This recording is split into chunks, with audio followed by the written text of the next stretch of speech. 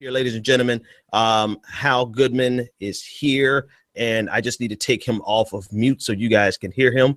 1 second here. Hal, how's it going this morning, this afternoon? Really good, thank you. Thank you very much for having me on. Hey, man, I'm glad to be here. You came in at a perfect time. My caller was just talking about Hillary Clinton and why people are still drinking her Kool-Aid. And I brought you on to talk about Bernie Sanders and this endorsement from Killer Mike and everything else that's going on. So I'm just going to turn it over to you. What do you want my audience to know about the race right now? Well, actually, first off, I want to touch upon something that your caller said. The caller just now, the first-time caller, and he's absolutely right. He's 100% correct. Basically, people are drinking the Kool-Aid for a number of reasons, primarily because, unfortunately, in our country, we don't care about two things in aggregate. One is perpetual wars. So she voted for the Iraq War in 2005. She then visited Iraq and said the insurgency is failing. Then she pushed for the bombing of Libya, caused a tremendous civil war in Libya. She still has neoconservative advisors. That's in the New York Times. That's in The Nation, a whole bunch of publications. That's not just me saying that. People still don't, I mean, if you don't like Dick Cheney, you're not going to vote for Hillary Clinton. So in terms of foreign policy, the president has the authorization for use of military force. That means that the president can go ahead and bomb and send troops anywhere that he or she wants. So I do not trust Hillary Clinton as president in terms of the unit. Yeah, exactly. Now that ties into the racial justice aspect of things, and I think that your caller was 100% right. Why do people still trust Hillary Clinton, even though the polls say 57% of Americans do not trust her? Unfortunately, a lot of people don't see the connection between the Iraq War and the militarization of police. And so when you have perpetual wars, that gear, all of that surplus military equipment, it's not only going to make the country more aggressive, more militant, but police departments are going to get added gear, and they're going to be militarized. So, and that's going to disproportionately affect the African-American community. And one big thing that a caller was talking about also, and in 2008, she ran a Republican campaign against Barack Obama. So she ran a racist 3 a.m. ad, and that's not me saying that. That's Orlando Patterson, Harvard University. Orlando Patterson is a renowned sociologist. He said it had a racist sub-message, that 3 a.m. ad. She takes money from prison lobbyists. So in every one of my articles now, I try to mention, I mention it all the time. Hillary Clinton takes money from prison lobbyists. Now I'm explaining that's bad for the African-American, Latino. That's bad for every community. That's bad for the white people too. It's bad for everybody. Still, Hillary Clinton supporters do not address it, and I don't know why. They don't address the Iraq War. Well, it was a mistake. All right, personal server mistake. Libya bombing. They don't even. Most Clinton supporters don't understand the repercussions of that. Now with her treatment of President Obama, or Barack Obama, before he was president in 2008, she ran a campaign that utilized racism. And so there's a Guardian article that I just quoted in the Killer Mike article, explaining that she, the Obama campaign said she used quote unquote dirty tricks, which was circulating a photo in the hopes of using Islamophobia to paint a picture that Obama wasn't Christian. So in terms of what Killer Mike did in Atlanta, it was, he's been such an amazing supporter of Bernie Sanders. Oh yeah, I'll let you go. Yeah. 1 second. Yeah, let's dissect, because you just gave us a whole lot, and you actually picked up something that the caller that I didn't catch when he mentioned, and he compared the fact that Dick Cheney was more comfortable with Hillary Clinton than he would be with Barack Obama, and that should tell everyone everything they need to know about Hillary Clinton. But people are so obsessed with her, they are completely willing to ignore all of her neoconservative ways, all of her neoliberal ways. It's funny how she can be both neoconservative and neoliberal economically, right? But they're completely oblivious or are willing to ignore all of those traits. to the detriment of progressivism in general. We're at a pivotal time where America has been shifting to the right further and further and further. But now people are saying, well, we're okay with Hillary Clinton, even though Hillary Clinton is taking us further and further to the right. And the way I know this is because I don't know one person or one solid argument that Hillary Clinton has that is not to the right of Bernie Sanders. She has already made the decision that she's going to go to the right of Bernie Sanders and not try to be a true progressive, but beat Bernie Sanders from the right. Now, if that doesn't send a red flag to everyone who is listening and paying attention, they should realize that Hillary Clinton is just a Republican with a D in front of her, behind her name. Absolutely. No, absolutely. I agree with you 100%. In fact, in the article today, talking about what Killer Mike did, which was just, I mean, it's such an emotional and poignant and amazing and energizing introduction to Bernie Sanders, Killer Mike, when he introduced Bernie in Atlanta. In that article today, I quoted the president of Black Lives Matter in Boston. And when she was interviewed by NPR, she said that Hillary Clinton's racial justice record is, quote, abysmal. So that should speak volumes. Yeah.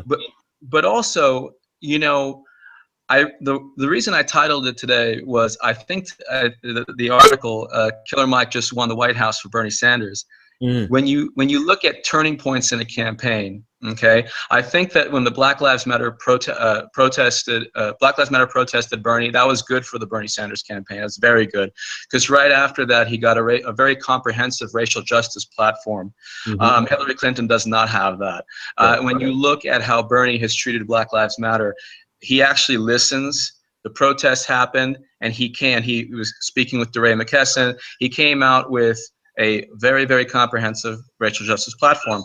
When Hillary Clinton met with Black Lives Matter, she essentially chastised or lectured them and said, I don't believe in changing hearts. Well, okay. Well, what laws has Clinton changed? The only law she's changed to the detriment of the African American community, the 1994 crime bill. So she's referring to that. That's a horrible example of laws being changed. So the only thing right now when you look at polls, and this is why I firmly believe Bernie Sanders will win, the only thing bolstering Clinton's campaign, because she's already given up on Iowa and New Hampshire, even though she won't tell you that. I mean, just, you know, not very long ago, about a couple weeks ago, Bernie Sanders was ahead of Hillary Clinton by a wide margin. Now these weird polls come out, only landline polls. If he wins, and I think that Bernie will win Iowa and New Hampshire, he's going to go into South Carolina, and non-white Democrats, African Americans, Latinos throughout the country are going to have a choice. When you give any human being, white, black, anybody, a choice, and you say, okay, here's a person, Hillary Clinton, who used racism against Barack Obama, and here's Bernie Sanders, who has a racial justice platform, who's been talking about demilitarizing the police and changing the war on drugs and all these things that disproportionately affect people of color and non-white Democrats. If you get that choice is a no-brainer, and people are going to choose Bernie Sanders. Like you said, that name recognition will disappear, and when more people realize that, hey, there's another choice aside from Hillary Clinton, they're going to vote for Bernie Sanders. I think that Bernie Sanders is going to win primarily because the non-white Democrats, the demographic that she's taking for granted is going to switch, just like Nina Turner did. She's a top Ohio Democrat, very influential. Ohio Democrat. And she switched from Clinton to Bernie. So you know what I'm thinking? I'm thinking. I know all Bernie Sanders really has to do. It's good. He should have some surrogates go to African American churches and speak. But it'd be great if Bernie could in South Carolina go and speak at some African American churches. Hell, I mean, at this point, I'll go and do it for him because I'm behind Bernie Sanders 100% because I think people. I just have to reiterate this, Hal. I have to say this again. Hillary Clinton is a damn good Republican. Yeah, Hillary pretty much. She is the face. I'll predict this. If Donald Trump gets the nomination, that is the end of the Republican Party as we know it. And the politics of Hillary Clinton will become the politics. Now, she won't shift, right? She'll never shift over, but the positions and the moderate nature of the moderate right nature of Hillary Clinton, that will become the politics of the Republican Party, just so that they can remain a viable party if Donald Trump became the nominee this time and lost in a blaze of fire, right? So it's going to be a shift where Republicans are going to have to come back to some sensibility. And when you look at a sensible Republican, they look exactly like Hillary Clinton. They're aggressive on foreign policy. They are aggressive on neoliberal economic policies. They're in favor of Wall Street. You know, they're soft on social issues, so that they'll pass social legislation that is pretty liberal and pretty progressive, because that's just good for humanity. But you cannot distinguish Hillary Clinton from a Republican. I'm sorry. In many ways, you can barely distinguish President Obama economically from, so it's this trend of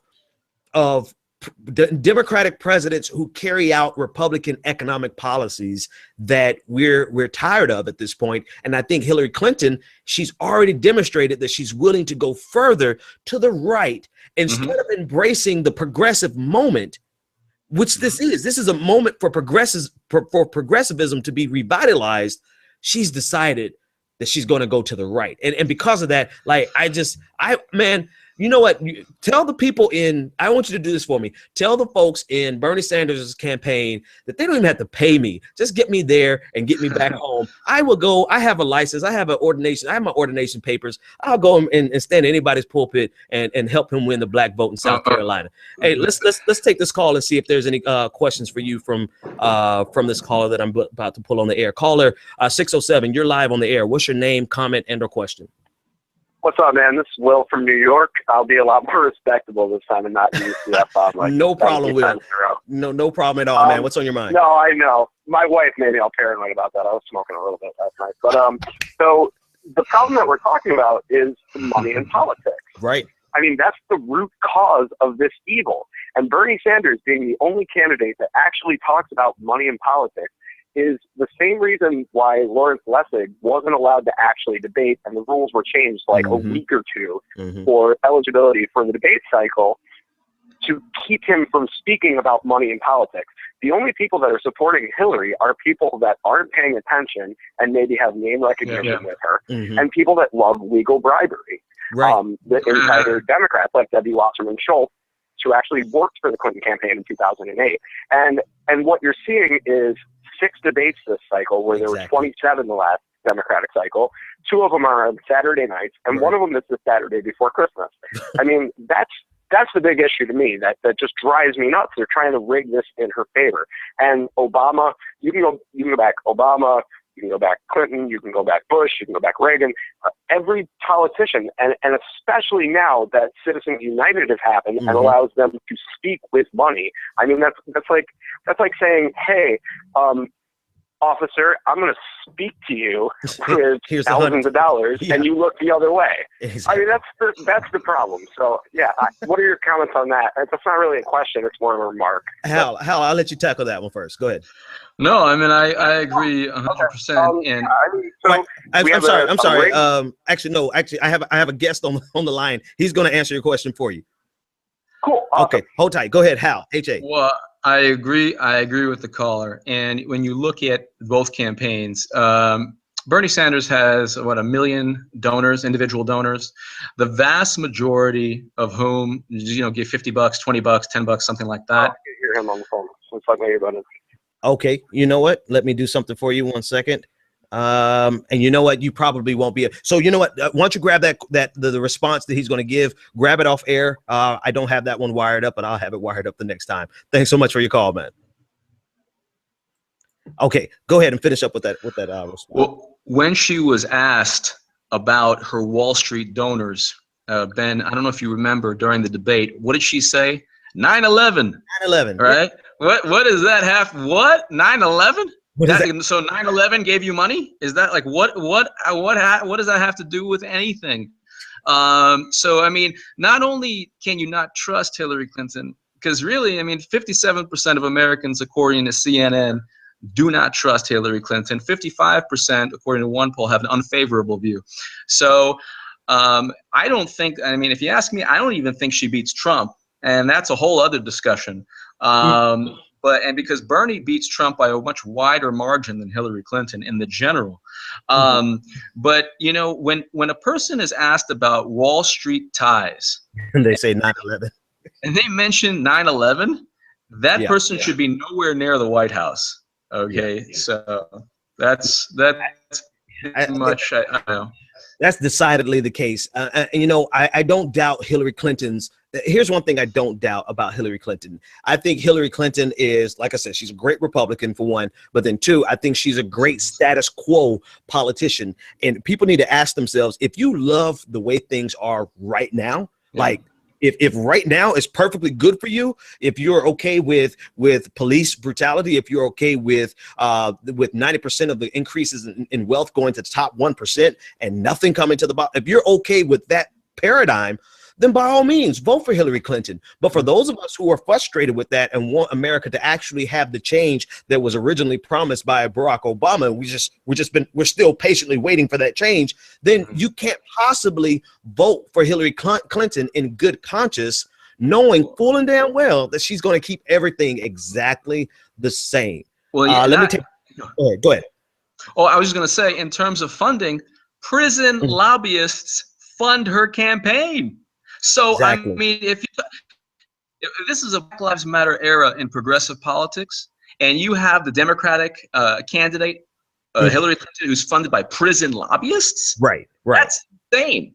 Yeah, exactly. Let's take this caller from 256. Caller, you're live on the air. What's your name, comment, and/or question?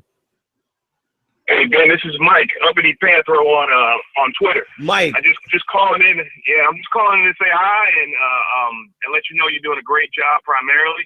Thanks, and secondarily, I want to kind of dispute your point about the GOP changing if Trump gets the nomination.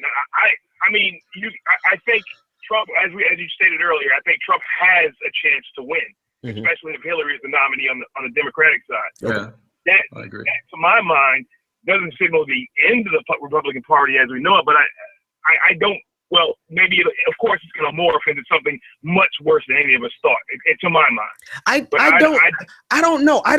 I mean, and maybe this is maybe I'm too idealistic, and this maybe shows some naivete on my part. But I just can't imagine the Republican Party being able to cobble together enough ignorance and you know, I don't see them being able to get enough voters in that block. Now, I did have a caller a couple months ago who said that it's not just the bitter, it's not just the racist, but it's a lot of men who would be uncomfortable voting for a woman, so that plays against her. I have to go back and listen to some of my old tapes, because there was one caller, Adriana, I remember her name and not what she said, but essentially saying that that we shouldn't doubt the Trump coalition. Are you really believe that Trump could cobble together enough people to beat any Democrat? I mean, even Martin O'Malley. While I'm loath to agree with Ann Coulter, the fear is what drives Republican Party, right? It drives people in general.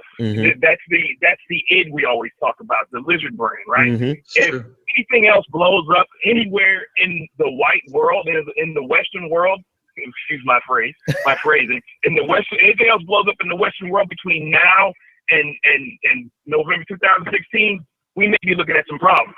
I mean, that's just my honest opinion, because once people start getting scared, things go haywire, to say the least. Right? So I think that's one of the biggest parts of my point, is that we don't know what's, excuse me, I'm out shopping with my wife, she's getting in the car.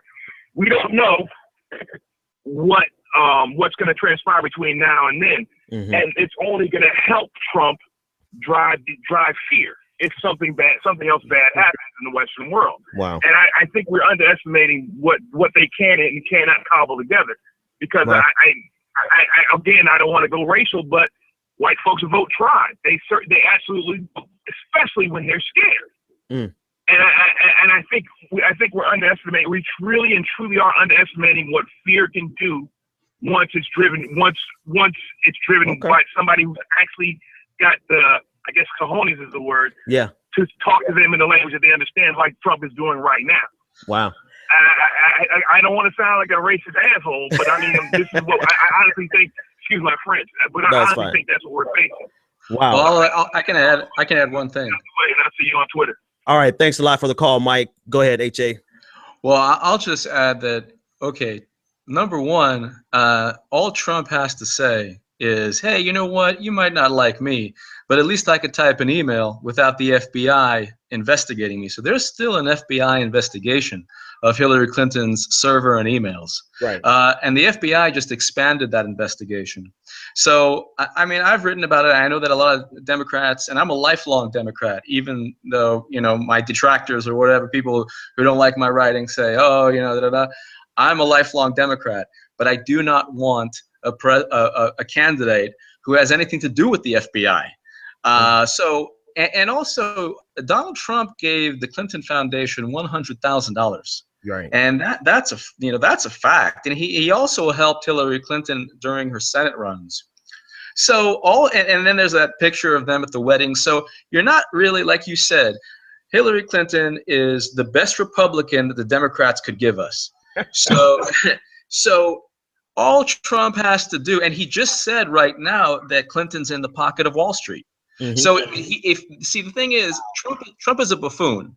Okay, he's a buffoon, and he shouldn't be anywhere near the White House. Right. But the only chance he can get, Bernie Sanders will destroy Trump, absolutely destroy. But the only chance he can get is if he's up against Hillary Clinton, who nobody trusts, who is investigated right now by the FBI, and who progressives like me and you, we don't trust her. So he can go ahead and kind of like basically say, hey, you know what? I'm not, being investigated by the FBI. I gave her money. Right. He can position it as though I own you, Hillary Clinton. I mean, I gave you $100,000. How's my money? Exactly. I'm not exactly. Exactly. That's a powerful line right there. Caller, you're live on the air. What's your name, comment, and or question? 646. You're live on the air. What's your name, comment, and or question? Oh, I just tuned in. What's going on, Mr. Dixon? How's everything going with you tonight? Everything is going great, man. I didn't catch your name. Oh, my name is Granville. Great. Oh, okay. Hey, man. Glad to have you on board. What's on your mind? Fine. What you guys talking about? I just logged in. Are you talking about I apologize. No problem. We're talking about Hillary Clinton. We're talking about the race between a possible matchup between her and Donald Trump. So if you want to, let me place you back on hold. Just listen into the conversation, and then I'll pull you back in about 3 minutes. No problem. All right. So here we go. Hal, HA. So here's a comment that somebody said in the chat room, and I want to read it out and see what you think about it. They said essentially, I want to find the right one because I think it hits it on the head. Dr. Sour Perp, great name, right? He said the thing is, Benjamin, that this is a moment between progressives versus fascists, and he has a huge fear that the fascists may win, and that's.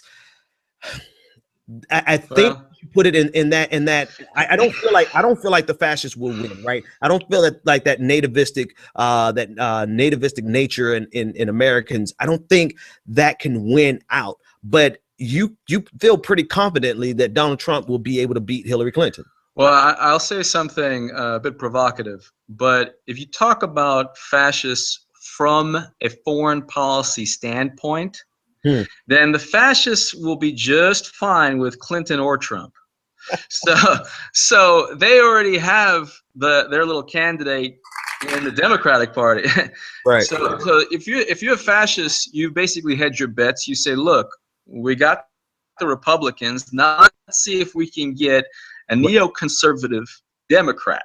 Right. So, I mean, and that's in the New York Times, there's a conservative historian. He's very well respected.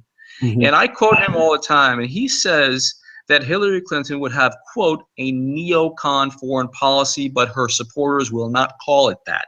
Right, right. So in terms of fascism, really, I mean, aside from the racist element and the xenophobia, because a lot of what Trump says, and this is why he's such a buffoon, and this is why I don't like him, is that he utilizes that nativism, that hatred, that xenophobia to get votes.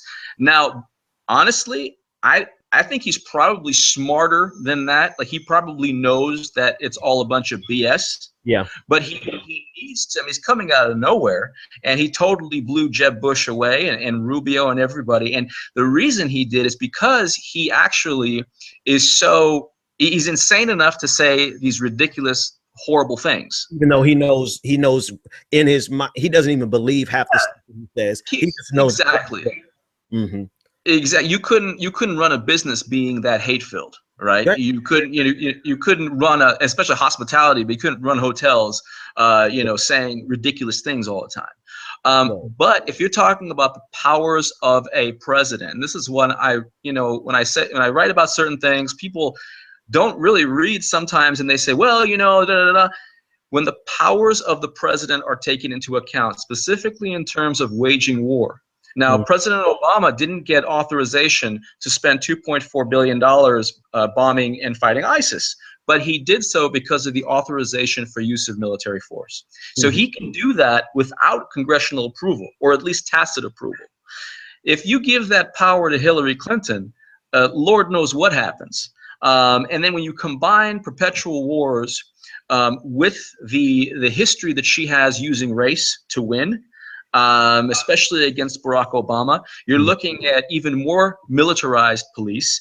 And just really quickly, I'll say this. Black Lives Matter is growing. It's a growing movement. Right. Okay.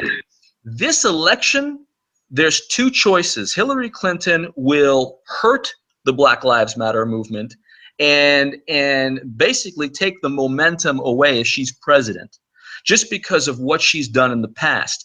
If you want a Black Lives Matter movement to flourish, if you want a progressive movement, especially that takes into account real issues that Hillary Clinton is afraid to talk about, like, for example, she took 3 weeks not talking about Michael Brown's death and Ferguson. If you want somebody to address issues important to Latinos, blacks, non-white Democrats, you're going to vote for Bernie Sanders. Okay, because Bernie Sanders didn't use a 3 a.m. ad. He didn't use Islamophobia and racism against Barack Obama like Hillary Clinton did. And he's not funded by prison lobbyists. Right. So, right. I mean, I agree with you. I agree with you. And sadly, I think I think we're up against an uphill battle. I think the momentum will take place after Iowa, after New Hampshire, the endorsement in South Carolina, or it was in Atlanta, but I think that's going to spill over to South Carolina. I think Bernie Sanders is going to give her a hell of a fight. I really, what would you tell guys on it? Go ahead, man. I'll tell you what, real quickly. I think what Killer Mike did the other night was just really epic. I think what Cornel West is doing is just unbelievable. He helped Barack Obama win. I think he'll be 2 for 2 in terms of presidents, Dr. West will be. Okay, because I really think, and the conventional wisdom, Ben, I don't know if you invested in stocks in 2000 or 2008, but if you did, I used to be a financial advisor long ago, okay? If you did, then you know that they're going to pump up a stock. Enron was a strong buy, okay? All these failed companies were strong buys. They eventually came crashing down. So I actually think that Bernie Sanders will not only surprise and do better than expected, I think that he will win the primaries, he'll win the presidency, because when it comes down to voting that day, whether you're black, white, Latino, Asian, doesn't matter where, if you have that choice and you're a Democrat, you're going to choose Bernie Sanders. So, I mean, you're going to choose. If they know what's best for them. I mean, if they're serious about getting America back on track, that would be their choice. But if they're serious about just supporting Hillary Clinton because they like Hillary Clinton for whatever reason, then they probably won't make that choice. And that's what we're up against here, man. HA, listen, man, thanks so much for stopping by and spending as much time as you did with us. We definitely want to have you back. Tell everyone how they can get in touch with you. It's just hagoodman.com and HA Goodman author on Twitter. And Ben, thank you so much for having me on. I really appreciate it.